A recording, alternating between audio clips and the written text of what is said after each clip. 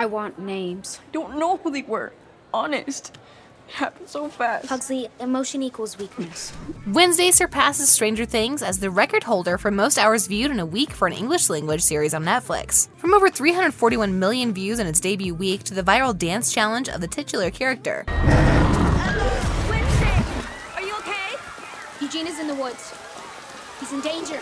Everyone is raving about this hit series. The 8-episode show has an official age rating of TV 14 for fear, language, and violence. This means that teenagers are allowed to watch without any kind of supervision. Because this is a supernatural horror show, there's blood, violence, murder, and death. My mother said it was my destiny to stop this girl if she ever came to Nevermore because she will destroy the school. So if you're wondering if it will be too spooky for your kids, we've got you covered. Today we will highlight every scene you need to look out for if you want to watch it with your kids. The Welcome to Nevermore scene. It's definitely a match. What were you doing out here? Collecting specimens. This place is ground zero for horny gypsy moths.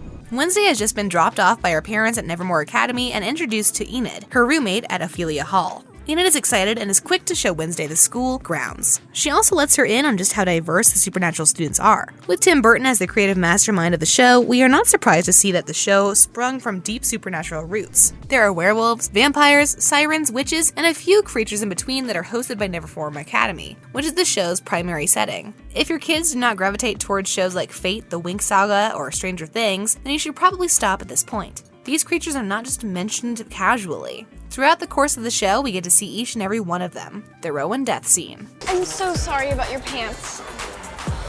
Are those the playoffs?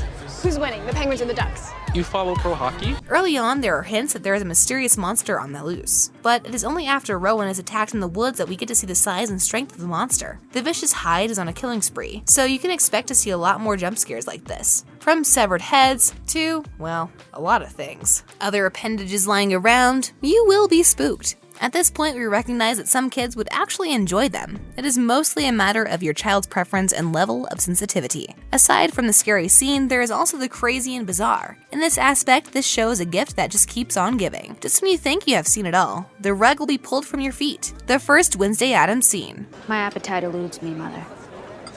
Same way the truth eludes you. Wednesday is a very consistent character. We give her that. She has been successfully broken out of the stereotypical high school cute teen girl trope. She is intelligent, solemn, and something of a psychopath. Throughout the show, we see Wednesday as a natural leader and a keen observer who can think outside the box. She is quick to use these qualities, albeit for the wrong thing sometimes. Barely 2 minutes into the first episode, we witness how twisted Wednesday Addams can be. Anyone else want to challenge me? I do.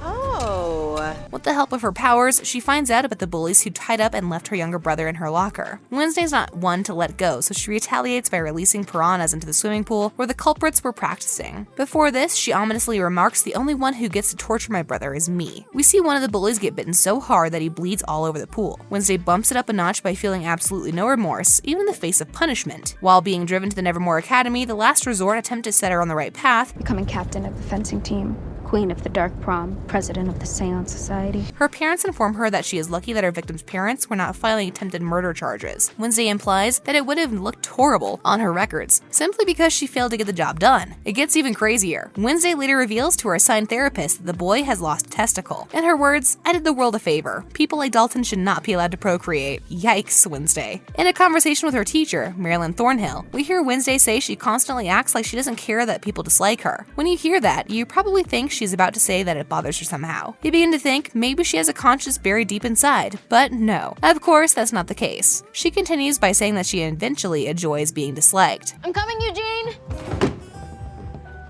Hey, did you happen to grab any extra batteries for the flash?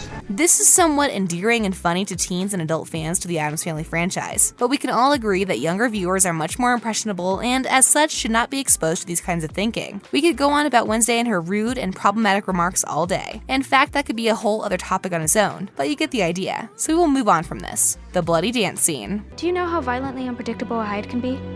Or was your plan to have Xavier committed before you could turn on you too? Wednesday. In the fourth episode, the show parodies the iconic pig blood scene from the 1976 horror film Carrie. Lucas and his minions infiltrate the Nevermore Academy in an attempt to get back at the so-called outcasts, who they blame for the fire incident on Outreach Day. Just as Wednesday is done with the brilliant dance rendition, the sprinklers turn on. Only it isn't water, but it's pig blood. No, red paint. Wednesday is unperturbed, but we see other kids in the background panicking, screaming, running around, and slipping while at it. It's a gory mess. One thing Tim Burton is good at is making references to iconic characters and scenes. As such, we appreciated his modern take on this scene. However, if it is too much, we would not recommend it for kids. The scenes with recurring corpses. I have spent all morning flirting and hinting and trying to act cute while brushing some roadkill just so you would ask me on a freaking date. There are quite a number of death scenes throughout the show. It is a supernatural and horror TV series after all. It starts off with a random hiker in the woods near Nevermore Academy grounds, then a fellow student, Rowan, and a few more into the last episode, where Principal Larissa Weems is poisoned. We like the fact that the majority of the death scenes were shot in a way that you do not actually see the victims being killed. Most times, the only gory details are the loud screams, squishing sounds, and blood splatters. However, these gruesome scenes appear a bit too frequently and would certainly not be enjoyed by younger viewers. The Gatehouse scene. I'm gone for a few days, the place gets trashed, and Thing almost dies.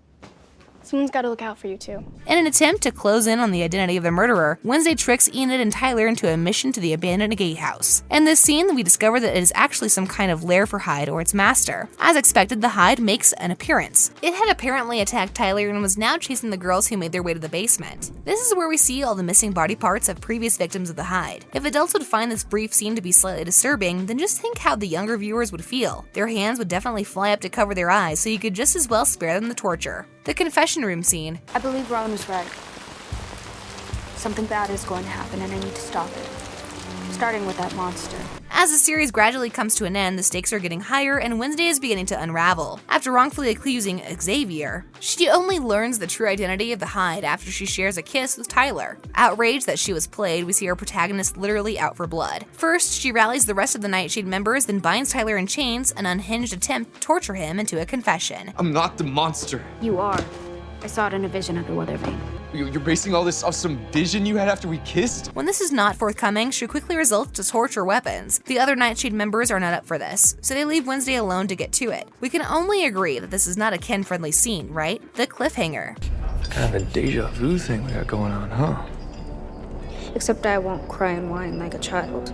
The show delivers on a satisfying battle between Wednesday and Mr. Crackstone. Nothing too graphic and one that kids can watch, but we cannot say the same for the final scene, where a bound and subdued Tyler wakes up and transforms into the Hyde. It is way too graphic for kids. Even worse, they are left to imagine what would happen to the other passengers inside the armored truck. In spite of all this, we recognize that there is no doubt a wholesome element that is perfectly laced in the way the story unfolds, that would make parents open to the idea that the show would be appropriate for younger preteen viewers.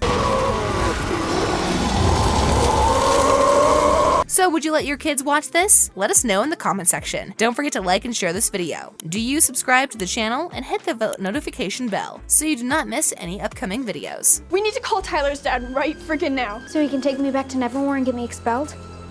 It's not gonna happen.